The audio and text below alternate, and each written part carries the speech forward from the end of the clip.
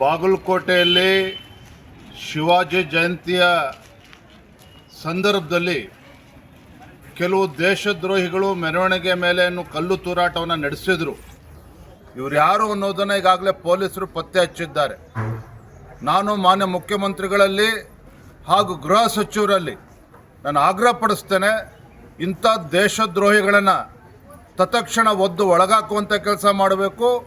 ಇಂಥ ಟಿಪ್ಪು ಮತ್ತು ಔರಂಗಜೇಬಿನ ಮನಸ್ಥಿತಿಯನ್ನು ಇರ್ತಕ್ಕಂಥ ಇಂಥ ದೇಶದ್ರೋಹಿಗಳನ್ನು ಯಾವುದೇ ಕಾರಣಕ್ಕೂ ಕ್ಷಮಿಸಬಾರ್ದು.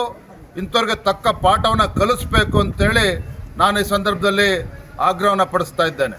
ಬಾಗಲಕೋಟೆಯಲ್ಲಿ ಶಿವಾಜಿ ಜಯಂತಿಯ ಸಂದರ್ಭದಲ್ಲಿ ಕೆಲವು ದೇಶದ್ರೋಹಿಗಳು ಮೆರವಣಿಗೆ ಮೇಲೆ ಕಲ್ಲು ತೂರಾಟವನ್ನು ನಡೆಸಿದರು. ಇವರು ಯಾರು ಅನ್ನೋದನ್ನು ಈಗಾಗಲೇ ಪೊಲೀಸರು ಪತ್ತೆ ಹಚ್ಚಿದ್ದಾರೆ. ನಾನು ಮಾನ್ಯ ಮುಖ್ಯಮಂತ್ರಿಗಳಲ್ಲಿ ಹಾಗೂ ಗೃಹ ಸಚಿವರಲ್ಲಿ ನಾನು ಆಗ್ರಹಪಡಿಸ್ತೇನೆ, ಇಂಥ ದೇಶದ್ರೋಹಿಗಳನ್ನು ತತ್ಕ್ಷಣ ಒದ್ದು ಒಳಗಾಕುವಂಥ ಕೆಲಸ ಮಾಡಬೇಕು. ಇಂಥ ಟಿಪ್ಪು ಮತ್ತು ಔರಂಗಜೇಬಿನ ಮನಸ್ಥಿತಿಯನ್ನು ಇರ್ತಕ್ಕಂಥ ಇಂಥ ದೇಶದ್ರೋಹಿಗಳನ್ನು ಯಾವುದೇ ಕಾರಣಕ್ಕೂ ಕ್ಷಮಿಸಬಾರ್ದು. ಇಂಥವ್ರಿಗೆ ತಕ್ಕ ಪಾಠವನ್ನು ಕಲಿಸಬೇಕು ಅಂತೇಳಿ ನಾನು ಈ ಸಂದರ್ಭದಲ್ಲಿ ಆಗ್ರಹವನ್ನು ಪಡಿಸ್ತಾ ಇದ್ದೇನೆ.